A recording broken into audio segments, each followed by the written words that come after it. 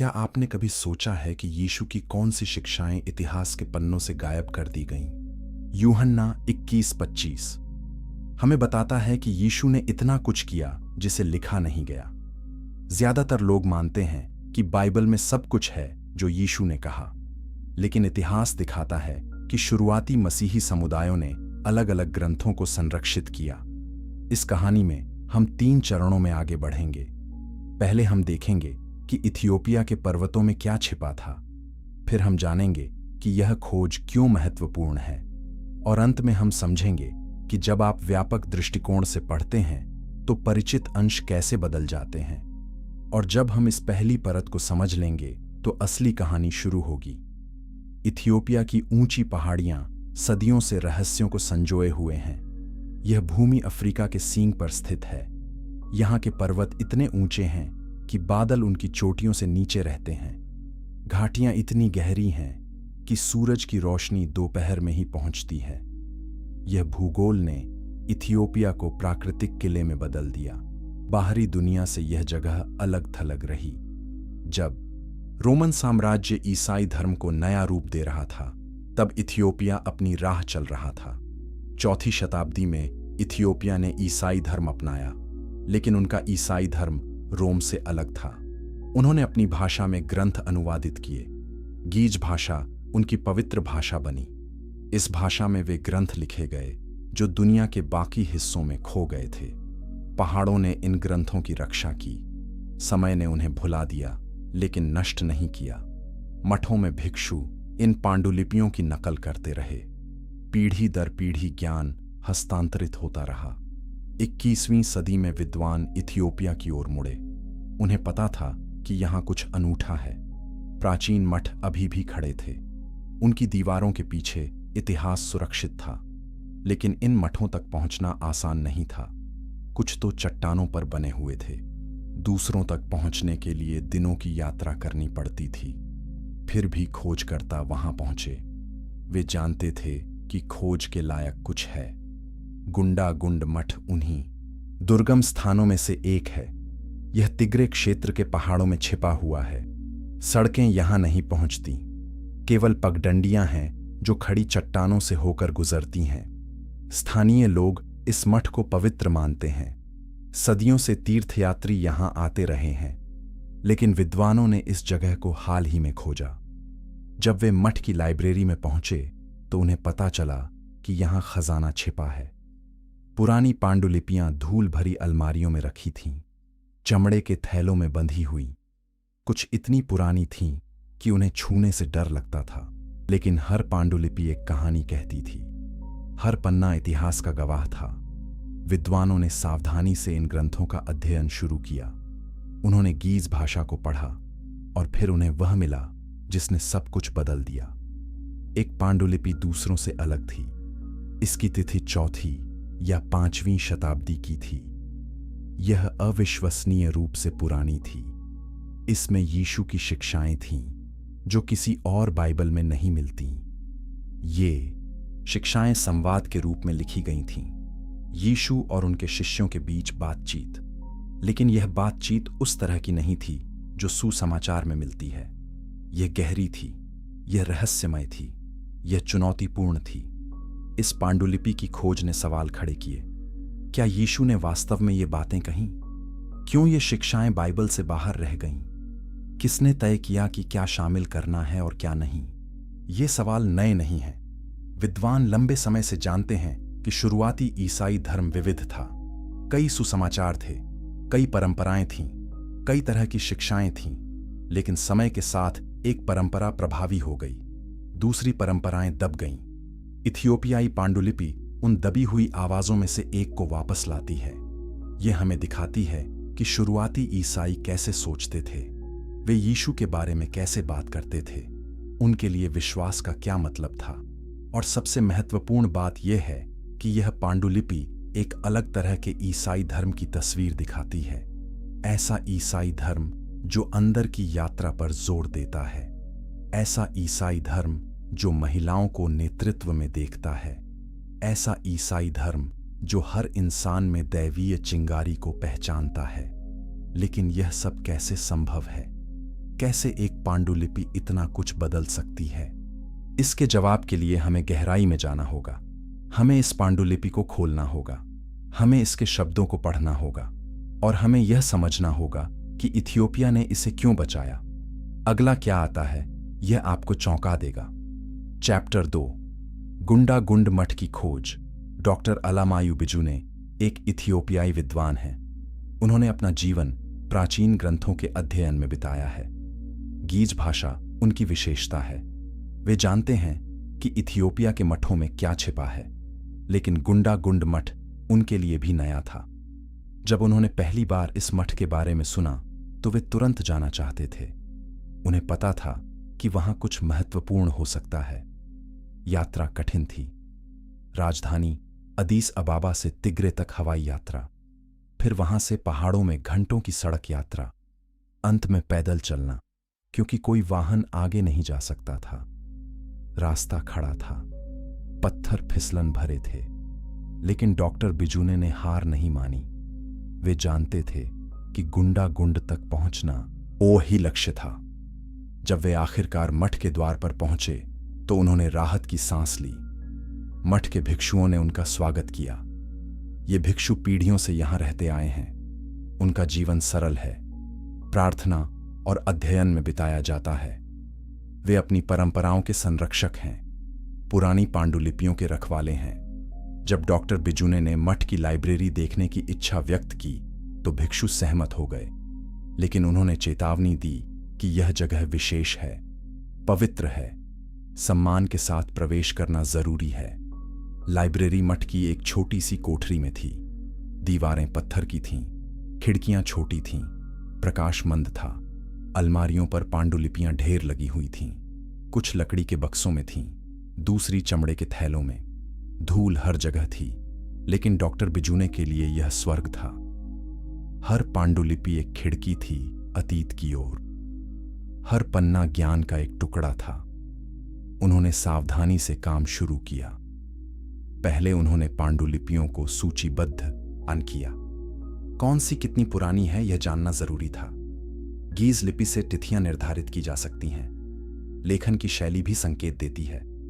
कागज या चर्मपत्र की स्थिति भी बताती है। धीरे धीरे एक तस्वीर उभरी। यह संग्रह बहुत पुराना था। कुछ पांडुलिपियां 10वीं शताब्दी की थीं, दूसरी ओर भी पुरानी हो सकती थीं, लेकिन एक पांडुलिपि सबसे अलग थी। यह एक चमड़े के थैले में थी। थैला काफी घिसा हुआ था। इसे खोलना नाजुक काम था। डॉक्टर बिजुने ने दस्ताने पहने। उन्होंने धीरे से थैले की गांठ खोली। अंदर एक पांडुलिपि थी जिसके पन्ने पीले पड़ चुके थे। स्याही फीकी हो गई थी, लेकिन अभी भी पढ़ी जा सकती थी। लेखन शैली प्राचीन गीज की थी। यह इतनी पुरानी थी कि डॉक्टर बिजुने को तुरंत पता चल गया कि यह विशेष है। उन्होंने पहला पन्ना पलटा और पढ़ना शुरू किया। पांडुलिपि की शुरुआत एक शीर्षक से होती थी, यीशु और उनके शिष्यों के बीच संवाद। यह नाम परिचित लग रहा था। संवाद शैली शुरुआती ईसाई साहित्य में आम थी, लेकिन जैसे ही डॉक्टर बिजुने ने पढ़ना जारी रखा, उन्हें एहसास हुआ कि यह अलग है। यीशु यहां ऐसी बातें कह रहे थे जो कैनोनिकल सुसमाचारों में नहीं मिलती। शिष्य ऐसे सवाल पूछ रहे थे जो गहरे थे और जवाब रहस्यमय थे। यह केवल नैतिक शिक्षा नहीं थी, यह आध्यात्मिक ज्ञान था। एक अंश ने डॉक्टर बिजुने का ध्यान खींचा। यीशु कह रहे थे कि राज्य बाहर नहीं बल्कि भीतर है। हर इंसान में दैवीय चिंगारी है। मोक्ष इस चिंगारी को जगाने में है। यह संदेश कैनोनिकल सुसमाचारों से अलग था। वहां राज्य भविष्य में आने वाला है। वहां मोक्ष यीशु की मृत्यु के माध्यम से आता है, लेकिन यहां मोक्ष एक आंतरिक खोज है। यह जागरण है, यह आत्म साक्षात्कार है। डॉक्टर बिजुने ने महसूस किया कि यह पांडुलिपि शुरुआती ईसाई धर्म की एक अलग शाखा को दर्शाती है। फिर उन्होंने मरियम मगदलीनी के बारे में अंश पढ़े। वह यहां एक प्रमुख शिष्य थीं। वह यीशु से सवाल पूछ रही थीं। वह गहन बातें समझ रही थीं। दूसरे शिष्य उनसे सीख रहे थे। यह कैनोनिकल परंपरा से बिल्कुल अलग था। वहां मरियम मगदलीनी को अक्सर हाशिए पर रखा गया है। उन्हें पापी के रूप में चित्रित किया गया है, लेकिन यहां वह एक आध्यात्मिक नेता थीं। यह खोज महत्वपूर्ण थी। यह दिखाता था कि शुरुआती ईसाई धर्म में महिलाओं की भूमिका अलग थी। डॉक्टर बिजुने ने पूरी पांडुलिपि पढ़ी। हर पन्ना नई जानकारी लाता था। यीशु यहां एक रहस्यमय शिक्षक थे। वे आध्यात्मिक ज्ञान सिखा रहे थे। शिष्य गंभीर खोज करता थे। वे गहरी सच्चाई चाहते थे। और सबसे महत्वपूर्ण बात यह, पांडुलिपि ईसाई धर्म की एक अलग समझ प्रस्तुत करती थी। ऐसा ईसाई धर्म जो व्यक्तिगत परिवर्तन पर केंद्रित था। ऐसा ईसाई धर्म जो हर इंसान की दैवीयता को मान्यता देता था। ऐसा ईसाई धर्म जो बाहरी प्राधिकरण के बजाय आंतरिक अनुभव को महत्व देता था। जब डॉक्टर बिजुने ने पढ़ना समाप्त किया तो वे जानते थे कि उन्होंने कुछ असाधारण खोजा है। यह पांडुलिपि केवल एक ऐतिहासिक कलाकृति नहीं थी।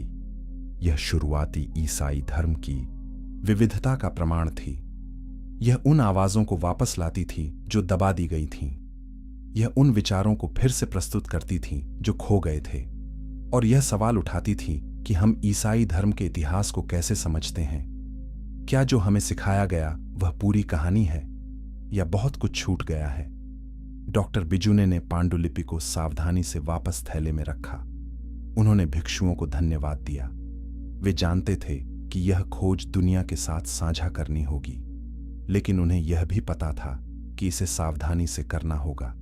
यह पांडुलिपि विवादास्पद होगी। यह पारंपरिक विश्वासों को चुनौती देगी। यह सवाल उठाएगी जिनके जवाब देना मुश्किल होगा, लेकिन सच्चाई छिपाई नहीं जा सकती। इतिहास को स्वीकार करना होगा। और यह पांडुलिपि इतिहास का एक महत्वपूर्ण हिस्सा है। लेकिन गीज भाषा खुद क्या है और इसने इन ग्रंथों को कैसे संरक्षित किया, यह अगली परत है जिसे हमें समझना होगा। चैप्टर 3, गीज भाषा का खजाना। गीज एक प्राचीन भाषा है। यह इथियोपिया की शास्त्रीय भाषा है। इसे आज रोजमर्रा की बातचीत में नहीं बोला जाता, लेकिन यह अभी भी इथियोपियाई ऑर्थोडॉक्स चर्च की धार्मिक भाषा है। यह लैटिन जैसी है जो कैथोलिक चर्च के लिए थी। गीज में लिखे गए ग्रंथ पवित्र माने जाते हैं। यह भाषा एक खजाना है क्योंकि इसने प्राचीन ज्ञान को संरक्षित किया है। बहुत से ग्रंथ जो दूसरी भाषाओं में खो गए वे गीज में बच गए। गीज की अपनी लिपि है। यह अक्षर दक्षिण अरब की प्राचीन लिपि से विकसित हुए। प्रत्येक अक्षर एक व्यंजन और स्वर का संयोजन है। यह लिपि सुंदर है। इसके वक्र और कोण कलात्मक हैं। प्राचीन पांडुलिपियों में गीज लेखन को देखना एक दृश्य अनुभव है, लेकिन इसे पढ़ना कठिन है। बहुत कम विद्वान गीज में पारंगत हैं। यही कारण है कि कई इथियोपियाई पांडुलिपियां अभी तक पूरी तरह से अध्ययन नहीं की गई हैं। खजाना अभी भी खोजा जा और रहा है। 4वीं शताब्दी में इथियोपिया ने ईसाई धर्म अपनाया। राजा एजाना ने अपने राज्य को ईसाई घोषित किया। इसके साथ ही धार्मिक ग्रंथों को गीज में अनुवादित करने का काम शुरू हुआ। बाइबल का अनुवाद हुआ, लेकिन केवल बाइबल नहीं, अन्य प्राचीन ईसाई ग्रंथ भी अनुवादित किए गए। एनोक की पुस्तक, जो अन्य ईसाई परंपराओं में खो गई थी, इथियोपिया में बची रही। जुबलीज की पुस्तक भी। ये ग्रंथ इथियोपियाई बाइबल का हिस्सा बन गए, जो अन्य ईसाई बाइबलों से बड़ी है। गीज अनुवादक केवल शब्द नहीं बदल रहे थे, वे ज्ञान हस्तांतरित कर रहे थे। वे परंपराओं को संरक्षित कर रहे थे। जब वे ग्रीक या हिब्रू या अरामी से अनुवाद करते थे तो वे सावधानी बरतते थे। वे मूल अर्थ को बनाए रखना चाहते थे, लेकिन वे इसे अपनी संस्कृति में फिट भी करना चाहते थे। इसलिए गीज अनुवाद मूल ग्रंथों और इथियोपियाई परंपरा के बीच एक पुल बन गए। वे एक अनूठा मिश्रण बन गए जो कहीं और नहीं मिलता। गुंडागुंड पांडुलिपि भी गीज में और लिखी गई है, लेकिन इसकी गीज बाद के ग्रंथों से अलग है। भाषा पुरानी है, कुछ शब्द अब उपयोग नहीं होते, व्याकरण संरचना प्राचीन है। यह विद्वानों को बताता है कि यह पांडुलिपि बहुत पुरानी है, संभवतः 4वीं या 5वीं शताब्दी की। यह उस समय की है जब ईसाई धर्म अभी भी आकार ले रहा था, जब विभिन्न समुदाय अभी भी प्रयोग कर रहे थे, जब अलग अलग शिक्षाएं प्रचलन में थीं। यह पांडुलिपि उस युग की आवाज है। गीज में एक और महत्वपूर्ण बात है, इसने ग्रंथों को सही रखा। जब ग्रंथ हाथ से कॉपी होते हैं तो त्रुटियां हो सकती हैं। एक लेखक कुछ छोड़ सकता है, दूसरा कुछ जोड़ सकता है। समय के साथ ग्रंथ बदल सकता है। लेकिन इथियोपियाई भिक्षु बहुत सावधान थे। उन्होंने पांडुलिपियों को बड़ी सटीकता से कॉपी किया। उन्होंने हर शब्द की जांच की, हर पंक्ति की गिनती की। वे जानते थे कि ये ग्रंथ पवित्र हैं, इसलिए त्रुटि बर्दाश्त नहीं की जा सकती। इस परंपरा ने गीज ग्रंथों को विश्वसनीय बनाया। विद्वान इन ऐप पर भरोसा कर सकते हैं। गुंडा गुंड पांडुलिपि की गीज भाषा में एक और विशेषता है, यह रहस्यमय है। शब्द परतों में अर्थ रखते हैं। एक वाक्य सीधा लग सकता है लेकिन गहरा अर्थ छिपाता है। यह शुरुआती ईसाई रहस्यमय लेखन की विशेषता है। शिक्षक स्पष्ट रूप से नहीं कहते थे, वे संकेत देते थे, वे प्रतीक उपयोग करते थे, वे रूपक बनाते थे। पाठक को सोचना पड़ता था, समझ हासिल करनी पड़ती थी। यह ज्ञान सीखने का एक तरीका था, केवल जानकारी नहीं बल्कि परिवर्तन। इस रहस्यमय भाषा को समझना आसान नहीं है। डॉक्टर बिजुने जैसे विद्वान वर्षों अध्ययन करते हैं। वे अन्य गीज ग्रंथों से तुलना करते हैं। वे शुरुआती ईसाई साहित्य की अन्य भाषाओं में भी देखते हैं। धीरे धीरे अर्थ स्पष्ट होता है, लेकिन हमेशा कुछ रहस्य बना रहता है। यही इन ग्रंथों की सुंदरता है। वे आपको फिर से पढ़ने को मजबूर करते हैं। हर बार आप कुछ नया पाते हैं। हर बार आपकी समझ गहरी होती है। यह एक आध्यात्मिक यात्रा बन जाती है। गीज भाषा ने यीशु की शिक्षाओं की एक अलग परंपरा को संरक्षित किया। यह परंपरा रोमन चर्च के प्रभुत्व से बची। यह इथियोपिया के पहाड़ों में सुरक्षित रही और आज यह हमें शुरुआती ईसाई धर्म की विविधता दिखाती है। यह हमें याद दिलाती है कि एक समय कई आवाजें थीं, कई दृष्टिकोण थे, कई तरह के विश्वास थे। सभी यीशु की शिक्षाओं से जुड़े थे, लेकिन सभी अलग तरीके से समझते थे। गीज ने इन अलग अलग आवाजों में से एक को बचाया और अब हम उसे सुन सकते हैं। लेकिन गीज केवल एक भाषा नहीं है, यह इथियोपियाई ईसाई पहचान का हिस्सा है। जब भिक्षु गीज में प्रार्थना करते हैं तो वे अपने पूर्वजों से जुड़ते हैं। जब वे गीज पांडुलिपियों को पढ़ते हैं तो वे इतिहास से जुड़ते हैं। यह भाषा एक जीवित परंपरा है। भले ही इसे रोजमर्रा में नहीं बोला जाता, यह अभी भी शक्तिशाली है, यह अभी भी पवित्र है और यह अभी भी रहस्य रखती है। गुंडा गुंड पांडुलिपि उन रहस्यों में से एक है जो अब सामने आ रहा है। लेकिन इस पांडुलिपि में वास्तव में क्या लिखा है? अगली परत में हम उसी में गहराई से उतरेंगे। चैप्टर 4, यीशु की वो शिक्षाएं जो बाइबल में नहीं हैं, पांडुलिपि संवाद शैली में लिखी गई है। यीशु अपने शिष्यों से बात कर रहे हैं। यह उनकी अंतिम बातचीत है। पुनरुत्थान से पहले का समय। शिष्य गंभीर हैं। वे जानते हैं कि कुछ बड़ा होने वाला है।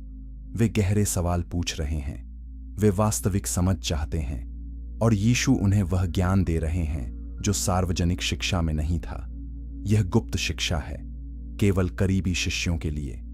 यह शुरुआती ईसाई परंपरा में आम था कि कुछ शिक्षाएं केवल तैयार लोगों को दी जाती थीं। संवाद पतरस के सवाल से शुरू होता है। वह पूछता है कि राज्य कब आएगा। यह एक परिचित सवाल है। सुसमाचार में भी शिष्य यही पूछते हैं, लेकिन यहां यीशु का जवाब अलग है। वे कहते हैं कि राज्य पहले से ही यहां है। यह बाहरी घटना नहीं है, यह आंतरिक वास्तविकता है। राज्य हर इंसान के भीतर है। इसे खोजना है, जगाना है, महसूस करना है। यह उत्तर पतरस को चौंकाता है। दूसरे शिष्य भी हैरान हैं। वे बाहरी राज्य की उम्मीद कर रहे थे, एक नया युग, एक नई दुनिया। लेकिन यीशु भीतर की ओर इशारा कर रहे हैं। यीशु समझाते हैं कि हर इंसान में दैवीय चिंगारी है। यह चिंगारी परमेश्वर का हिस्सा है, यह आत्मा है, यह वास्तविक स्व है। लेकिन ज्यादातर लोग इसे भूल गए हैं। वे बाहरी दुनिया में खो गए हैं। वे अपनी इच्छाओं और भय में फंसे हैं। वे नहीं जानते कि वे वास्तव में कौन हैं। मोक्ष इस याद को वापस लाने में है। यह जागरण है, यह पहचान है। जब आप अपनी दैवीय चिंगारी को जानते हैं तो आप मुक्त हो जाते हैं, आप शांति पाते हैं, आप परमेश्वर के साथ एक हो जाते हैं। यह शिक्षा कैनोनिकल सुसमाचारों से बहुत अलग है। वहां मोक्ष यीशु की मृत्यु के माध्यम से आता है। यीशु पापों के लिए मरते हैं, वे बलिदान हैं। उनके पुनरुत्थान से नया जीवन मिलता है, विश्वासियों को बचाया जाता है। यह एक बाहरी घटना है, कुछ जो यीशु ने किया। लेकिन गुंड पांडुलिपि में मोक्ष आंतरिक है। यह कुछ ऐसा है जो आप भीतर खोजते हैं। यीशु शिक्षक हैं जो रास्ता दिखाते हैं, लेकिन यात्रा आपकी अपनी है। आपको अपनी दैवीयता को जगाना है, कोई और यह आपके लिए नहीं कर सकता। फिर यीशु ज्ञान के बारे में बात करते हैं। वे कहते हैं कि ज्ञान मोक्ष की कुंजी है। यह सामान्य ज्ञान नहीं है, यह आध्यात्मिक ज्ञान है। यह स्वयं को जानना है, परमेश्वर को जानना है, सत्य को जानना है। यह ज्ञान पुस्तकों से नहीं मिलता, यह आंतरिक अनुभव से आता है, ध्यान से, प्रार्थना से, चिंतन से। जब आप गहराई से देखते हैं तो आप सत्य देखते हैं। जब आप चुप होते हैं तो आप परमेश्वर की आवाज सुनते हैं। यह ज्ञान आपको बदल देता है, यह आपको जगा देता है, यह आपको मुक्त कर देता है। यह ज्ञान पर जोर भी कैनोनिकल परंपरा से अलग है। वहां विश्वास महत्वपूर्ण है, सही सिद्धांतों पर विश्वास करना, चर्च का अनुसरण करना, संस्कारों में भाग लेना। ज्ञान महत्वपूर्ण है, लेकिन विश्वास आन ज्यादा महत्वपूर्ण है। लेकिन गुंड पांडुलिपि में ज्ञान केंद्रीय है। विश्वास ज्ञान की ओर पहला कदम है, लेकिन असली लक्ष्य जानना है, अनुभव करना है, जागना है। यह एक रहस्यमय दृष्टिकोण है। यह उन लोगों के लिए है जो गहराई में जाना चाहते हैं, जो केवल विश्वास से संतुष्ट नहीं हैं, जो प्रत्यक्ष अनुभव चाहते हैं। फिर मरियम मगदलीनी बोलती हैं। वह यीशु से पूछती हैं कि इस ज्ञान को कैसे प्राप्त करें। यीशु उसकी प्रशंसा करते हैं। वे कहते हैं कि मरियम ने सच्चाई को समझा है, वह जानती है कि सही सवाल कैसे पूछना है। फिर यीशु समझाते हैं कि ज्ञान हृदय की शुद्धता से आता है। जब आप निस्वार्थ होते हैं तो आप स्पष्ट देखते हैं। जब आप प्रेम से भरे होते हैं तो आप सत्य जानते हैं। यह केवल बुद्धि की बात नहीं है, यह पूरे अस्तित्व की बात है। आपका दिल, आपका दिमाग, आपकी आत्मा, सब कुछ संरेखित होना चाहिए, तभी ज्ञान आता है। मरियम के बाद दूसरे शिष्य भी सवाल पूछते हैं। यूहन्ना पूछता है कि क्या सभी लोग बच सकते हैं? यीशु कहते हैं कि हाँ, हर इंसान में दैवीय चिंगारी है, इसलिए सभी में संभावना है, लेकिन सभी जाग नहीं पाते। कुछ अंधकार में रहना चुनते हैं, कुछ बाहरी दुनिया को पकड़े रहते हैं। यह उनकी पसंद है, लेकिन द्वार सबके लिए खुला है। कोई भी अंदर आ सकता है, कोई भी खोज सकता है, कोई भी जाग सकता है। यह सार्वभौमिक संदेश है, कोई भी बाहर नहीं छोड़ा गया है। याकूब पूछता है कि क्या बुराई का क्या होगा? यीशु समझाते हैं कि बुराई अज्ञानता है। जब लोग अपनी सच्चाई नहीं जानते तो वे गलत काम करते हैं। जब वे डर में रहते हैं तो वे दूसरों को चोट पहुंचाते हैं। लेकिन जब ज्ञान आता है तो बुराई गायब हो जाती है। प्रकाश अंधकार को दूर करता है, जागरण अज्ञानता को मिटाता है। इसलिए बुराई से लड़ने का तरीका ज्ञान फैलाना है, लोगों को जगाना है, उन्हें उनकी दैवीयता याद दिलाना है। यह शांति और प्रेम का मार्ग है। ये शिक्षाएं गहरी हैं, ये चुनौतीपूर्ण हैं, ये कैनोनिकल परंपरा से अलग हैं, लेकिन ये शुरुआती ईसाई धर्म का हिस्सा थीं। ये वास्तविक हैं, ये प्राचीन हैं, और ये हमें दिखाती हैं कि यीशु की शिक्षाओं को अलग तरह से समझा जा सकता था। एक तरीका जो व्यक्तिगत परिवर्तन पर जोर देता है, जो हर इंसान की दैवीयता को मान्यता देता है, जो ज्ञान और जागरण को महत्व देता है। यह एक सुंदर दृष्टिकोण है, यह एक शक्तिशाली संदेश है, और यह लंबे समय तक छिपा रहा, लेकिन अब यह सामने आ रहा है और यह हमें सोचने पर मजबूर कर रहा है। अगली परत में हम इस भीतर के राज्य को और गहराई से समझेंगे। चैप्टर 5, भीतर का राज्य। भीतर का राज्य गुंड पांडुलिपि का केंद्रीय विषय है।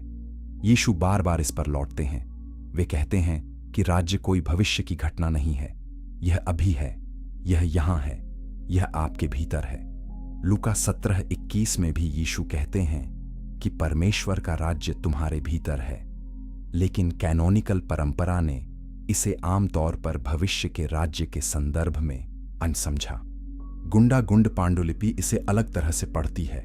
यह वर्तमान आंतरिक अनुभव पर जोर देती है। राज्य क्या है?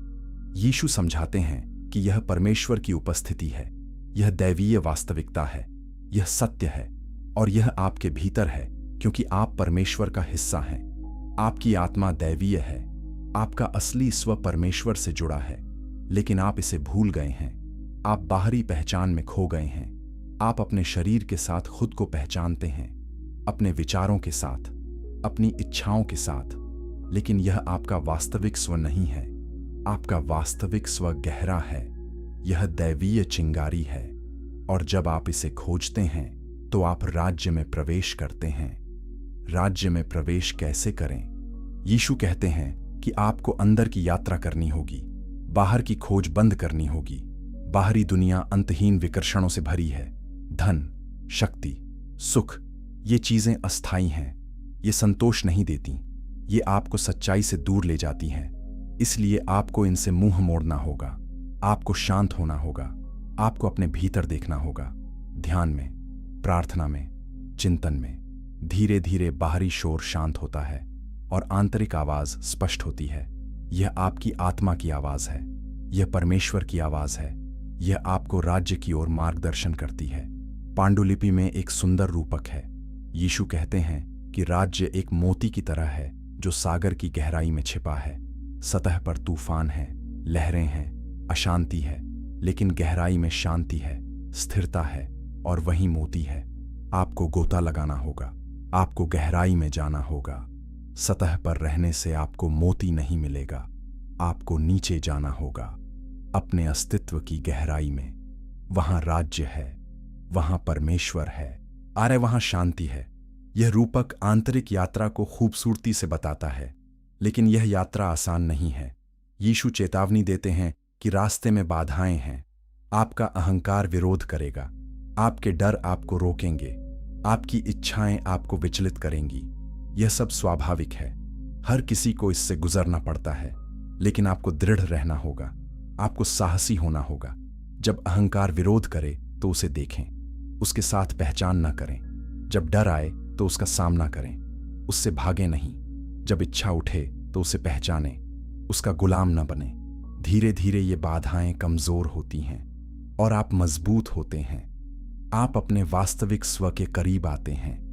राज्य का अनुभव कैसा है? ओम पांडुलिपि में मरियम मगदलीनी इसका वर्णन करती हैं। वह कहती हैं कि जब आप राज्य में प्रवेश करते हैं तो आप शांति महसूस करते हैं, गहरी शांति जो परिस्थितियों पर निर्भर नहीं करती। आप प्रेम महसूस करते हैं, सार्वभौमिक प्रेम जो सभी प्राणियों को गले लगाता है। आप एकता महसूस करते हैं। आप समझते हैं कि सब कुछ जुड़ा हुआ है। आप और परमेश्वर अलग नहीं हैं, सब कुछ एक है। यह अनुभव शब्दों से परे है, लेकिन यह वास्तविक है, यह परिवर्तनकारी है। जो इसे अनुभव करता है वह कभी पहले जैसा नहीं रहता। यीशु बताते हैं कि यह अनुभव स्थायी नहीं हो सकता। शुरुआत में यह झलकें होती हैं, क्षण भर के लिए आप राज्य को छूते हैं, फिर आप वापस बाहरी दुनिया में आ जाते हैं। लेकिन हर झलक आपको बदलती है, हर अनुभव आपको गहरा ले जाता है। धीरे धीरे ये झलकें लंबी होती हैं और एक दिन आप राज्य में स्थिर हो जाते हैं। आप अभी भी दुनिया में रहते हैं, लेकिन आप दुनिया के नहीं हैं। आप राज्य से जुड़े रहते हैं। आप शांति में रहते हैं। यह जागरण है, यह मोक्ष है, यह लक्ष्य है। भीतर के राज्य की यह शिक्षा क्रांतिकारी है। यह धार्मिक प्राधिकरण की जरूरत को कम करती है। यदि राज्य आपके भीतर है तो आपको मध्यस्थ की जरूरत नहीं। आप सीधे परमेश्वर से जुड़ सकते हैं। आपको पुजारी की जरूरत नहीं, आपको चर्च की जरूरत नहीं। बेशक ये मददगार हो सकते हैं, वे आपका मार्गदर्शन कर सकते हैं, लेकिन वे आवश्यक नहीं हैं। आपके पास पहले से ही वह सब कुछ है जो चाहिए। आपके भीतर दैवीय चिंगारी है, आपको बस इसे जगाना है। यह संदेश शक्तिशाली है, यह मुक्तिदायक है, और यह खतरनाक था उन लोगों के लिए जो धार्मिक शक्ति रखते थे। 4वीं और 5वीं शताब्दी में रोमन चर्च संगठित हो रहा था, पदानुक्रम बन रहा था, सिद्धांत तय किए जा रहे थे। चर्च मध्यस्थ के रूप में खुद को स्थापित कर रहा था लोगों और परमेश्वर के बीच। इस संदर्भ में भीतर के राज्य की शिक्षा समस्याजनक थी। यदि लोग सीधे परमेश्वर से जुड़ सकते हैं तो चर्च ओड की शक्ति कमजोर होती है। इसलिए इस तरह की शिक्षाओं को हाशिए पर धकेला गया। उन्हें विधर्मी कहा गया, उन्हें दबाया गया, लेकिन कुछ समुदायों ने उन्हें बचाया। इथियोपिया उनमें से एक था। वहां भीतर के राज्य की शिक्षा जीवित रही और अब यह फिर से सामने आ रही है। लेकिन इस राज्य में मरियम मगदलीनी की क्या भूमिका है? अगली परत में हम यही खोजेंगे। चैप्टर 6, मरियम मगदलीनी का सच्चा स्थान। गुंडा गुंड पांडुलिपि में मरियम मगदलीनी एक प्रमुख व्यक्ति हैं।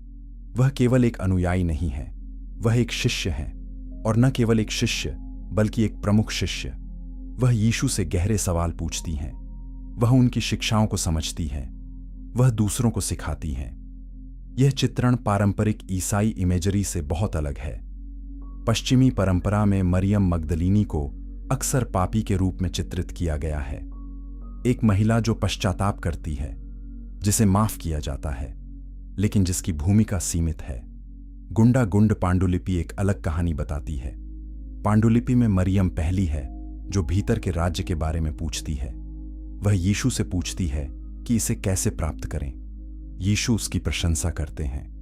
वे कहते हैं कि मरियम ने जो पूछा वह सही है, उसने मुख्य बात पकड़ ली है। दूसरे शिष्य बाहरी राज्य के बारे में सोच रहे थे, लेकिन मरियम ने आंतरिक यात्रा को समझा। यह उसकी गहरी आध्यात्मिक समझ को दिखाता है। यीशु फिर मरियम को समझाते हैं। वे उसे रहस्यमय ज्ञान देते हैं और मरियम ध्यान से सुनती है। वह प्रश्न पूछती है, वह स्पष्टीकरण मांगती है। यह एक शिक्षक और शिष्य का संवाद है, बराबर का, सम्मानजनक का। फिर दूसरे शिष्य मरियम से सीखते हैं। एक अंश में यूहन्ना मरियम से पूछता है कि यीशु ने क्या कहा। मरियम उसे बताती है, वह शिक्षा को समझाती है, वह इसे स्पष्ट करती है। यूहन्ना आभारी है, वह मानता है कि मरियम ने बेहतर समझा। यह दिखाता है कि मरियम शिक्षक थीं, उनकी आवाज सुनी जाती थी, उनका ज्ञान महत्व रखता था। यह शुरुआती ईसाई समुदाय में महिलाओं की भूमिका के बारे में बहुत कुछ बताता है। कम से कम कुछ समुदायों में महिलाएं नेतृत्व में थीं, वे शिक्षक थीं, उनकी आध्यात्मिक अंतर्दृष्टि को महत्व दिया जाता था। लेकिन पांडुलिपि यह भी दिखाती है कि मरियम को चुनौती मिलती है। एक अंश में पतरस असहज दिखता है। वह कहता है कि एक महिला हमें कैसे सिखा सकती है। यह टिप्पणी उस समय के सामाजिक तनाव को दर्शाती है। उस युग में महिलाओं से अपेक्षा थी कि वे चुप रहें, विशेष रूप से धार्मिक मामलों में। लेकिन मरियम चुप नहीं रहती और यीशु उनका समर्थन करते हैं। वे पतरस से कहते हैं कि आत्मा लिंग नहीं देखती, सत्य सबके लिए है। जो समझता है वह सिखा सकता है, चाहे पुरुष हो या महिला। यह कट्टरपंथी बयान है, यह लैंगिक बाधाओं को तोड़ता है, यह आध्यात्मिक समानता की घोषणा करता है। मरियम मगदलीनी का यह चित्रण अकेला नहीं है। दूसरे शुरुआती ईसाई ग्रंथों में भी इसी तरह की बातें हैं। मरियम का सुसमाचार, जो दूसरी शताब्दी का है, मरियम को एक प्रमुख शिष्य के रूप में दिखाता है। वहां भी वह गहरी शिक्षाएं प्राप्त करती हैं। वहां भी पतरस चुनौती देता है। फिलिप का सुसमाचार मरियम को यीशु का साथी कहता है। ये ग्रंथ दिखाते हैं कि शुरुआती ईसाई धर्म में महिलाओं की भूमिका विविध थी। कुछ समुदायों में उन्हें महत्वपूर्ण स्थान मिला, उन्हें नेतृत्व की अनुमति थी, उनकी आवाज सुनी जाती थी। लेकिन समय के साथ यह बदल गया। जैसे जैसे चर्च संस्थागत होता गया, महिलाओं की भूमिका सिकुड़ती गई। पुरुष पदानुक्रम मजबूत हुआ, महिलाओं को चुप रहने के लिए कहा गया। एक तिमुथियुस 2:12 में लिखा है कि महिलाएं सिखाएं नहीं। यह पत्री संभवतः पौलुस के बाद की है, लेकिन इसे पौलुस के नाम से जोड़ा गया और इसने महिलाओं को चुप कराने में मदद की। 6ठी शताब्दी तक पोप ग्रेगरी ने मरियम मगदलीनी को वेश्या के रूप में पहचाना। यह गलत पहचान सदियों तक चली और इसने मरियम की छवि को नुकसान पहुंचाया। शिष्य और शिक्षक से वह पापी बन गई। आधुनिक विद्वान इस गलत पहचान को सुधार रहे हैं। वे दिखा रहे हैं कि मरियम प्रमुख व्यक्ति थीं, वे यीशु के करीबी थीं, वे पहली गवाह थीं जिन्होंने पुनरुत्थान देखा।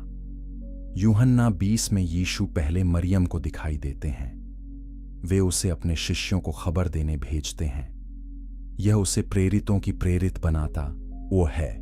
यह एक महत्वपूर्ण भूमिका है, लेकिन परंपरा ने इसे कम किया। गुंडा गुंड पांडुलिपि उसे वापस लाने में मदद करती है। यह उसकी असली भूमिका दिखाती है। यह शुरुआती ईसाई धर्म में महिलाओं के स्थान को पुनर्स्थापित करती है। मरियम की कहानी केवल इतिहास नहीं है, यह आज भी प्रासंगिक है। दुनिया भर में महिलाएं धार्मिक नेतृत्व के लिए संघर्ष कर रही हैं। कुछ चर्चों ने महिला पादरियों को स्वीकार किया, दूसरों ने नहीं किया। बहस जारी है। गुंडा गुंड पांडुलिपि इस बहस में एक आवाज जोड़ती है। यह दिखाती है कि महिलाओं को बाहर रखना दैवीय डिजाइन नहीं था, यह राजनीतिक विकास था, यह सामाजिक परिवर्तन था। शुरुआती ईसाई धर्म में महिलाएं नेतृत्व में थीं। मरियम मगदलीनी इसका प्रमाण है, और अब हम उनकी कहानी फिर से सुन रहे हैं। लेकिन यीशु के सूली पर चढ़ने के बारे में इस पांडुलिपि में क्या लिखा है? अगली परत में हम इसी को खोलेंगे। चैप्टर 7, सूली का नया अर्थ। गुंडा गुंड पांडुलिपि में सूली पर चढ़ना अलग तरह से प्रस्तुत किया गया है। यह केवल पाप के लिए बलिदान नहीं है, यह परिवर्तन का नक्शा है। यीशु की पीड़ा एक मार्ग है, एक शिक्षा है। यह दिखाता है कि जागरण कैसे होता है। सूली पर चढ़ने से पहले यीशु शिष्यों से बात करते हैं। वे समझाते हैं कि क्या आने वाला है। वे कहते हैं कि उन्हें पीड़ित होना होगा, लेकिन यह पीड़ा आवश्यक है। यह परिवर्तन का हिस्सा है। यह अहंकार की मृत्यु है। यह पुराने स्व का अंत है, और इसके बाद नया जन्म होता है। शिष्य चिंतित हैं। वे नहीं चाहते कि यीशु पीड़ित हों, लेकिन यीशु उन्हें समझाते हैं। वे कहते हैं कि हर किसी को अपनी सूली उठानी होगी। यह बाहरी सूली नहीं है, यह आंतरिक सूली है। आपको अपने अहंकार को मारना होगा, अपनी झूठी पहचान को छोड़ना होगा, अपने डर और इच्छाओं का सामना करना होगा। यह दर्दनाक है, यह कठिन है, लेकिन यह आवश्यक है। जब तक पुराना स्व नहीं मरता, नया स्व जन्म नहीं ले सकता। जब तक अहंकार नहीं घुलता, आत्मा प्रकट नहीं होती। सूली यह प्रक्रिया है, यह परिवर्तन का प्रतीक है। मरियम मगदलीनी यह समझती हैं। वह यीशु से पूछती हैं कि क्या हर किसी को इससे गुजरना होगा? यीशु कहते हैं कि हाँ, मोक्ष का रास्ता सूली से होकर जाता है। लेकिन यह केवल पीड़ा नहीं है, यह पुनर्जन्म भी है। हर मृत्यु के बाद नया जीवन आता है। हर अंत एक नई शुरुआत है। जब आप अहंकार को मारते हैं तो आत्मा जागती है। जब आप झूठे स्व को छोड़ते हैं तो वास्तविक स्व प्रकट होता है। यह पुनरुत्थान है, यह नया जन्म है, यह मोक्ष है। सूली और पुनरुत्थान एक प्रक्रिया के दो भाग हैं। दोनों आवश्यक हैं, दोनों मिलकर परिवर्तन लाते हैं। यह दृष्टिकोण पारंपरिक ईसाई धर्मशास्त्र से अलग है। वहां यीशु पापों के लिए मरते हैं, वे मानवता के स्थान पर बलिदान होते हैं। परमेश्वर का न्याय संतुष्ट होता है, विश्वासियों को माफ किया जाता है। यह एक लेन देन है। यीशु की मृत्यु कुछ खरीदती है, मोक्ष। यह समझ 4वीं शताब्दी में अंसेल्म जैसे धर्मशास्त्रियों द्वारा विकसित की गई। इसे संतुष्टि सिद्धांत कहा जाता है। यह पश्चिमी ईसाई धर्म में प्रभावी हो गया, लेकिन यह एकमात्र समझ नहीं है। गुंडा गुंड पांडुलिपि एक पुरानी समझ प्रस्तुत करती है, परिवर्तन की समझ, जागरण की समझ। यीशु की पीड़ा एक शिक्षा बन जाती है। वे दिखाते हैं कि कैसे पीड़ा को गले लगाया जाए, कैसे दर्द से गुजरा जाए, कैसे मृत्यु का सामना किया जाए और कैसे दूसरी ओर उभरा जाए। यह शिष्यों के लिए एक नमूना है और सभी विश्वासियों के लिए। हर किसी को अपनी यात्रा करनी है, हर किसी की अपनी सूली है, लेकिन यीशु ने रास्ता दिखाया। उन्होंने संभावना दिखाई। पीड़ा से परिवर्तन आ सकता है, मृत्यु से नया जीवन आ सकता है। यह आशा का संदेश है, यह सशक्तिकरण का संदेश है। आप अपने परिवर्तन के एजेंट हैं। आपको अपनी सूली उठानी है, आपको अपनी यात्रा करनी है। इस समझ में पाप और दोष पर कम जोर है। पारंपरिक धर्मशास्त्र कहता है कि आप पापी हैं, आपने गलत किया है, आप दोषी हैं, लेकिन यीशु ने आपके लिए भुगतान किया। यदि आप विश्वास करते हैं तो आपको माफ किया जाता है। यह दोष और मुक्ति की कहानी है। गुंडा गुंड पांडुलिपि एक अलग कहानी कहती है। आप अज्ञानी हैं, आप अपनी सच्चाई भूल गए हैं, लेकिन आप जाग सकते हैं, आप याद कर सकते हैं। यीशु आपको रास्ता दिखाते हैं। यह अज्ञानता और जागरण की कहानी है। यह दोष के बजाय विकास पर जोर देती है। यह सजा के बजाय परिवर्तन पर जोर देती है। यह एक सकारात्मक संदेश है। यह एक सशक्त संदेश है। सूली का यह अर्थ आज कैसे लागू होता है? यह हमें बताता है कि पीड़ा का अर्थ हो सकता है। जीवन में कठिनाइयां आती हैं, दर्द आता है, नुकसान आता है। हम इन चीजों से बच नहीं सकते, लेकिन हम उन्हें परिवर्तन के अवसर के रूप में देख सकते हैं। हर चुनौती एक सूली है, एक मौका पुराने स्व को मारने का, एक मौका बढ़ने का। यदि हम इसे इस तरह देखें तो पीड़ा व्यर्थ नहीं है, यह सार्थक है। यह हमें गहरा ले जाती है, यह हमें मजबूत बनाती है, यह हमें जगाती है। यह गुंडा गुंड पांडुलिपि का संदेश है। सूली से डरो मत, इसे गले लगाओ, इसके माध्यम से तुम बदलोगे। लेकिन इन शिक्षाओं को दबाया क्यों गया? अगर ये इतनी शक्तिशाली हैं तो इन्हें क्यों छिपाया गया? इसका जवाब इतिहास में है, रोमन साम्राज्य और चर्च के उदय में। अगली परत में हम इसी इतिहास को खोलेंगे और समझेंगे कि विविधता कैसे दब गई। चैप्टर 8, रोमन साम्राज्य और सच्चाई का दमन। चौथी शताब्दी ईसाई धर्म के लिए निर्णायक थी। 313 ईस्वी में सम्राट कॉन्स्टेंटाइन ने मिलान का आदेश जारी किया। इसने ईसाई धर्म को कानूनी बनाया। सताव समाप्त हुआ। ईसाई राहत की सांस ले सकते थे, लेकिन इस स्वतंत्रता की कीमत थी। साम्राज्य ने चर्च में दिलचस्पी ली और साम्राज्य एकता चाहता था। विविधता समस्या थी। अलग अलग शिक्षाओं से भ्रम होता था। अलग अलग समुदाय विभाजन बनाते थे। साम्राज्य को एक एकीकृत धर्म चाहिए था, एक जो सभी को एक साथ बांधे, एक जो शाही शक्ति का समर्थन करे। 325 ईस्वी में नाइसिया की परिषद बुलाई गई। कॉन्स्टेंटाइन ने खुद इसे बुलाया। बिशप पूरे साम्राज्य से आए। उद्देश्य था सिद्धांत तय करना, यह तय करना कि सही विश्वास क्या है। परिषद में कई विषयों पर बहस हुई। यीशु की आप्रकृति, त्रिनिदाद, ईस्टर की तारीख। बहसें गर्मागर्म थीं, अलग अलग दृष्टिकोण थे, लेकिन अंत में बहुमत ने फैसला किया। नाइसिया का पंथ लिखा गया। यह सही विश्वास की घोषणा बन गया। जो इससे असहमत थे उन्हें विधर्मी कहा गया, उन्हें बाहर धकेला गया, उनके ग्रंथों को नष्ट किया गया, एकता लागू की गई। यह प्रक्रिया नाइसिया में समाप्त नहीं हुई। आने वाली शताब्दियों में और परिषदें हुईं। हर बार सिद्धांत और परिभाषित हुए, हर बार विविधता सिकुड़ी। 367 ईस्वी में अथानासियुस ने 27 पुस्तकों की सूची प्रकाशित की। यह नया नियम बन गया। दूसरे सुसमाचार और पत्रियां बाहर रखे गए। मरियम का सुसमाचार, थॉमस का सुसमाचार, फिलिप का सुसमाचार, ये सब विधर्मी घोषित किए गए। उन्हें पढ़ना मना था, उन्हें नष्ट किया जाना था, और ज्यादातर नष्ट हो गए। केवल कुछ प्रतियां बची रहीं, दूर की जगहों में छिपी हुईं, मिस्र के नग हम्मादी में और इथियोपिया के पहाड़ों में। यह दमन क्यों हुआ? क्योंकि कुछ शिक्षाएं चर्च की बढ़ती शक्ति के लिए खतरनाक थीं। भीतर के राज्य की शिक्षा कहती है कि आपको मध्यस्थ की जरूरत नहीं, आप सीधे परमेश्वर से जुड़ सकते हैं। यह पुजारी को अनावश्यक बनाता है, यह चर्च की शक्ति कम करता है। मरियम मगदलीनी की प्रमुखता महिलाओं को शक्ति देती है। यह पुरुष पदानुक्रम को चुनौती देती है। ज्ञान पर जोर व्यक्तिगत खोज को बढ़ावा देता है। यह अंधे विश्वास के विपरीत है। ये सब खतरनाक विचार थे, इसलिए उन्हें दबाना पड़ा, उन्हें विधर्म कहना पड़ा, उन्हें भुलाना पड़ा। लेकिन सच्चाई को पूरी तरह दबाया नहीं जा सकता। कुछ समुदाय इन शिक्षाओं को पकड़े रहे। वे गुप्त रूप से मिलते थे, वे अपने ग्रंथ छिपाते थे, वे अपनी परंपराएं बनाए रखते थे।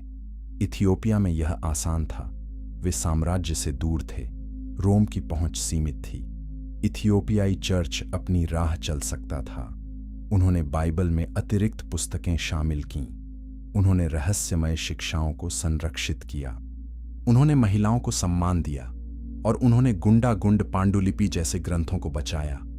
वे जानते थे कि ये कीमती हैं। वे जानते थे कि ये सच्चाई रखते हैं, इसलिए उन्होंने इन्हें सुरक्षित रखा, पीढ़ी दर पीढ़ी। दमन केवल प्राचीन इतिहास नहीं है, यह आज भी जारी है। आज भी कुछ आवाजें दबाई जाती हैं, कुछ दृष्टिकोण हाशिए पर हैं, महिलाएं अभी भी कुछ चर्चों में नेतृत्व नहीं कर सकतीं। रहस्यमय अनुभव अभी भी संदेह से देखे जाते हैं।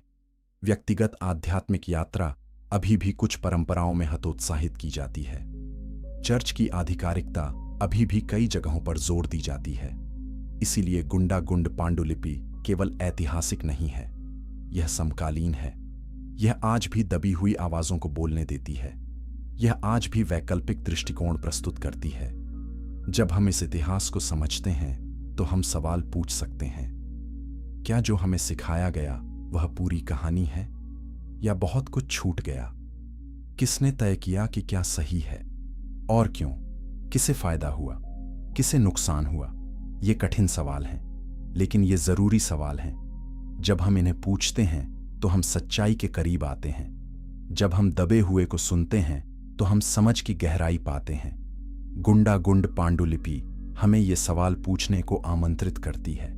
यह हमें गहराई में जाने को आमंत्रित करती है। यह हमें व्यापक दृष्टिकोण को गले लगाने को आमंत्रित करती है। लेकिन इथियोपिया ने वास्तव में इन शिक्षाओं को कैसे बचाया? भौगोलिक अलगाव के अलावा और क्या कारण थे? अगली परत में हम इथियोपियाई ईसाई परंपरा की अनूठी विशेषताओं को देखेंगे और समझेंगे कि उन्होंने क्यों और कैसे विविधता को संरक्षित किया। चैप्टर 9, इथियोपिया ने कैसे बचाई प्राचीन शिक्षाएं। इथियोपिया का ईसाई धर्म अद्वितीय है। यह अन्य ईसाई परंपराओं से अलग विकसित हुआ। इसकी जड़ें प्राचीन हैं। परंपरा कहती है कि इथियोपिया ने प्रेरितों के समय से ही ईसाई धर्म को जाना। प्रेरितों के काम 8 में इथियोपियाई खोजा की कहानी है। फिलिप्पुस उसे बपतिस्मा देते हैं। वह इथियोपिया वापस जाता है और शायद वहां विश्वास फैलाता है। यह केवल परंपरा हो सकती है, लेकिन यह दिखाता है कि इथियोपियाई ईसाई अपनी विरासत को कितना प्राचीन मानते हैं। वे अपने आप को शुरुआती चर्च से सीधे जुड़ा देखते हैं। रोम से नहीं, कॉन्स्टेंटिनोपल से नहीं, बल्कि यरूशलेम से, प्रेरितों से। 4वीं शताब्दी में राजा एजाना ने औपचारिक रूप से ईसाई धर्म अपनाया। 2 भाइयों ने उसे प्रभावित किया, फ्रूमेंटियस और ओएडेसियस। वे सीरिया से आए थे। वे पूर्वी ईसाई परंपरा लाए। यह परंपरा रोमन से अलग थी। यह ज्यादा रहस्यमय थी। यह ज्यादा आध्यात्मिक थी। इसने ध्यान और आंतरिक अनुभव पर जोर दिया।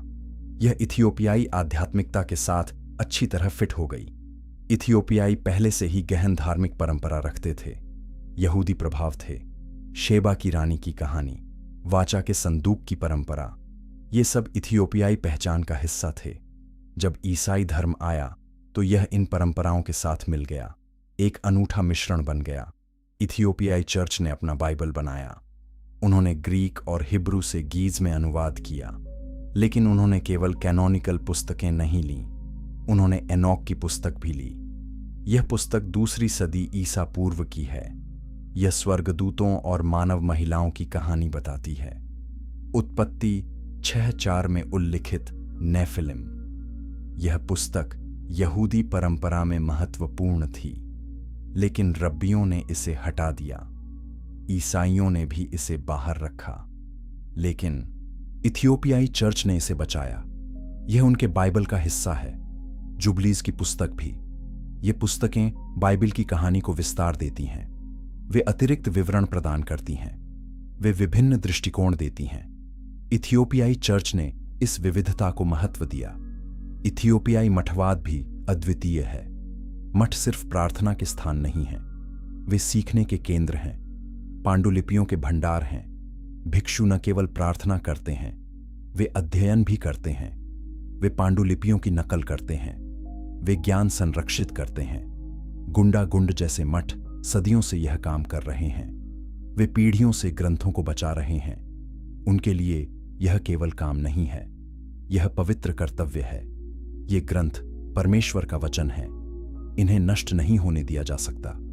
इसलिए वे बड़ी सावधानी से इनकी रक्षा करते हैं, बड़ी श्रद्धा से इनकी कॉपी करते हैं। भौगोलिक अलगाव ने भी मदद की। इथियोपिया के पहाड़ बांधा थे, बाहरी प्रभाव सीमित थे। जब रोमन चर्च सिद्धांत लागू कर रहा था, तब इथियोपिया दूर था। जब इस्लाम फैल रहा था, तब इथियोपिया अछूता रहा। वे ईसाई द्वीप बन गए, चारों ओर मुस्लिम क्षेत्र, लेकिन अंदर ईसाई परंपरा। यह अलगाव ने उन्हें अपनी राह चलने दी, उन्हें बाहरी दबाव के बिना अपनी परंपराओं को विकसित करने दिया। उन्होंने जो कीमती माना उसे बचाया, और दूसरों ने जो खो दिया उसे उन्होंने संरक्षित किया। आज भी इथियोपियाई चर्च अपनी विशिष्टता बनाए रखता है। वे अपने कैलेंडर का उपयोग करते हैं, अपनी तिथियों पर त्योहार मनाते हैं, गीज में लिटर्जी करते हैं, पारंपरिक संगीत और नृत्य का उपयोग करते हैं। उनकी पूजा अन्य ईसाई चर्चों से अलग दिखती है, लेकिन यह प्राचीन है, यह प्रामाणिक है, यह शुरुआती ईसाई धर्म का एक जीवित संबंध है। और अब गुंडागुंड पांडुलिपि की खोज ने दिखाया है कि उनकी परंपरा कितनी कीमती है। उन्होंने न केवल पुस्तकें बचाईं, उन्होंने आवाजें बचाईं, दृष्टिकोण बचाए, सच्चाइयां बचाईं। इथियोपिया की कहानी हमें याद दिलाती है कि विविधता महत्वपूर्ण है। एक आवाज पूरी कहानी नहीं बता सकती, एक दृष्टिकोण पूरी सच्चाई नहीं पकड़ सकता। हमें कई आवाजें चाहिए, कई दृष्टिकोण चाहिए, तभी हम व्यापक समझ पा सकते हैं, तभी हम सच्चाई के करीब आ सकते हैं। इथियोपिया ने विविधता को बचाया, और अब दुनिया इससे सीख सकती है। अब हम इन पुरानी शिक्षाओं को फिर से सुन सकते हैं, और शायद हम नई अंतर्दृष्टि पा सकते हैं, शायद हम गहरी समझ पा सकते हैं, शायद हम एक समृद्ध विश्वास पा सकते हैं। लेकिन आज के युग में इस खोज का क्या मतलब है? अगली परत में हम इसी को देखेंगे। चैप्टर 10। आज के युग में इस खोज का महत्व। 21वीं सदी में बहुत से लोग पारंपरिक धर्म से दूर जा रहे हैं।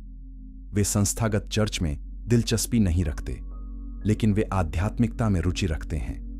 वे अर्थ खोज रहे हैं, वे सत्य खोज रहे हैं, वे गहराई खोज रहे हैं। पारंपरिक चर्च अक्सर यह प्रदान नहीं करता। कठोर सिद्धांत, बाहरी नियम, अंधा विश्वास, ये आधुनिक खोजकर्ताओं को संतुष्ट नहीं करते। वे व्यक्तिगत अनुभव चाहते हैं, वे आंतरिक परिवर्तन चाहते हैं, वे प्रत्यक्ष संबंध चाहते हैं परमेश्वर के साथ। गुंडागुंड पांडुलिपि यह प्रदान करती है। भीतर के राज्य की शिक्षा आधुनिक खोजकर्ताओं से बात करती है। यह कहती है कि आपको बाहर खोजने की जरूरत नहीं, सब कुछ आपके भीतर है।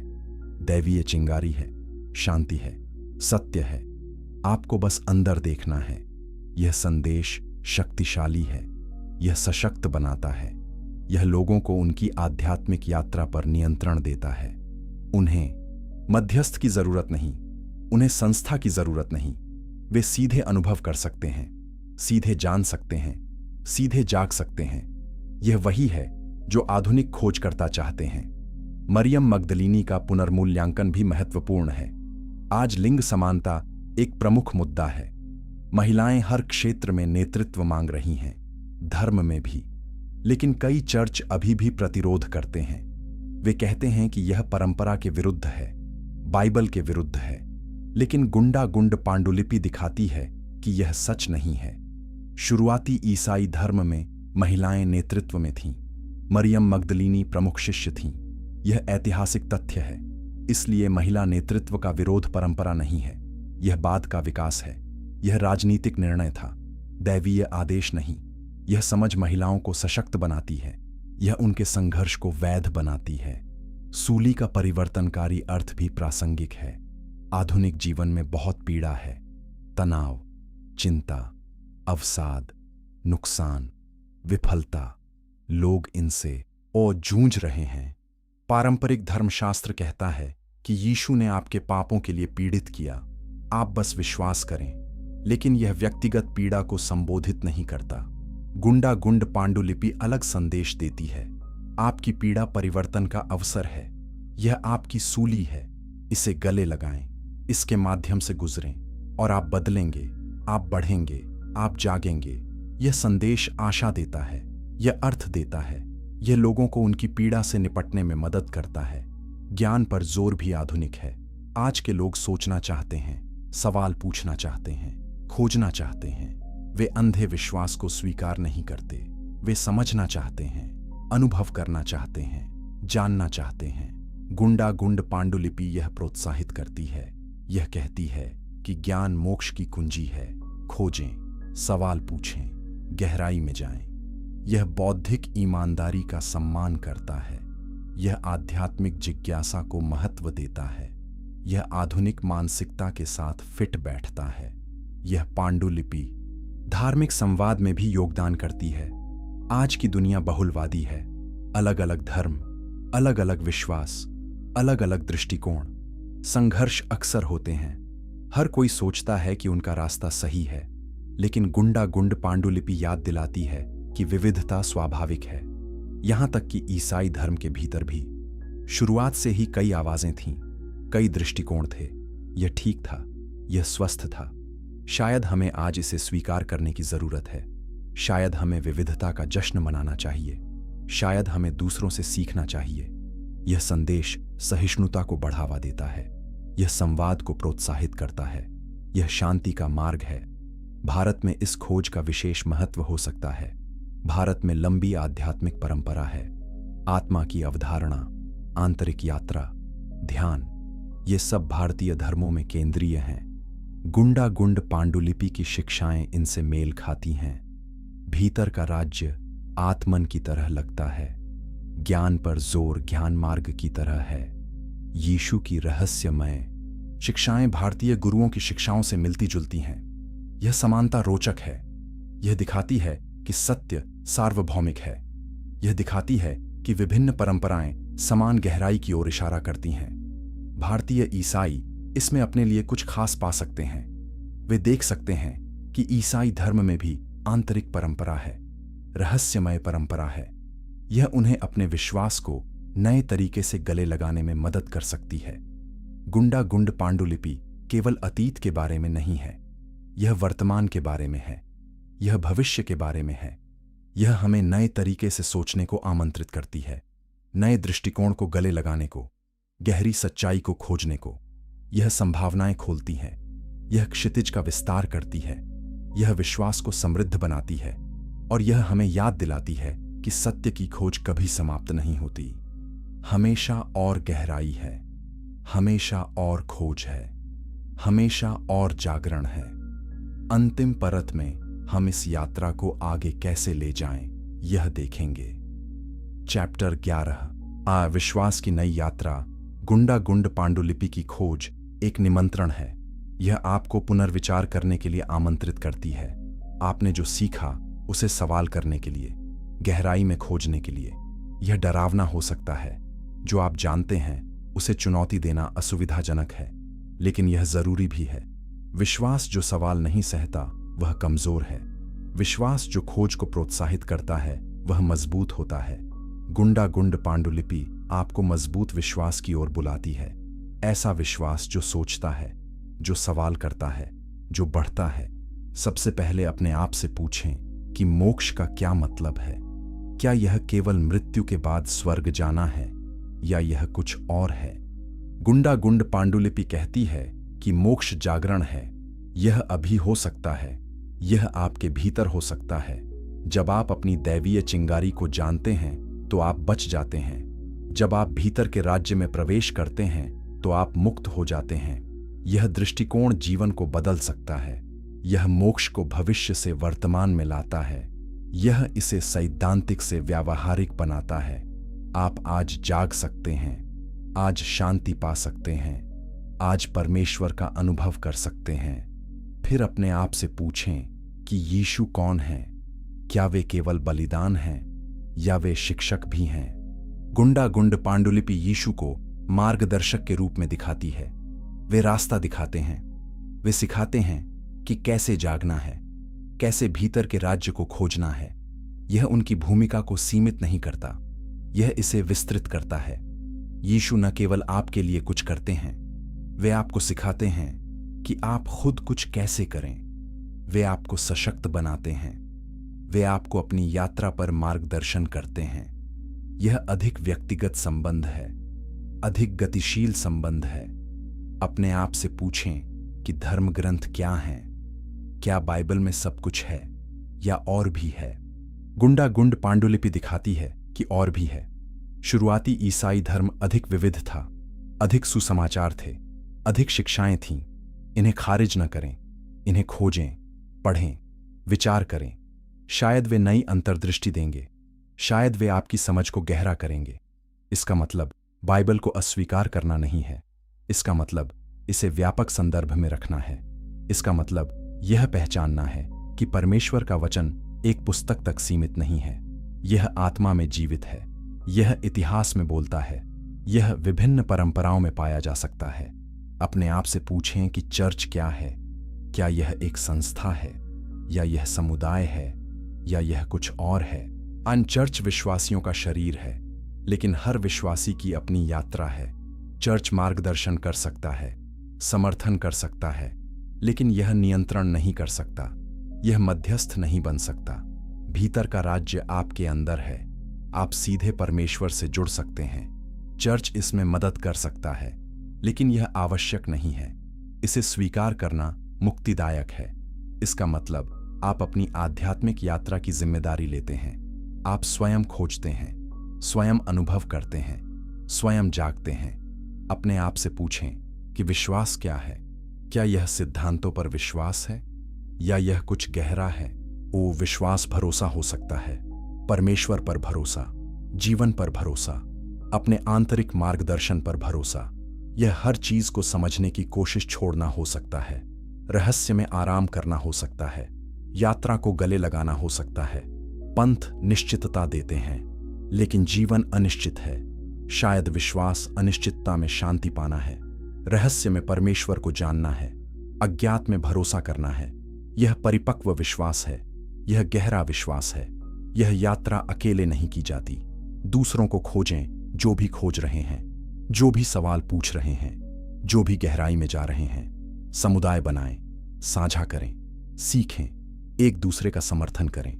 आध्यात्मिक यात्रा व्यक्तिगत है, लेकिन यह अलगाव में नहीं होती। हम सब जुड़े हैं, हम सब एक हैं। जब एक जागता है तो दूसरे भी प्रभावित होते हैं। जब एक बढ़ता है तो सब बढ़ते हैं। समुदाय में शक्ति है, समुदाय में ज्ञान है, समुदाय में प्रेम है।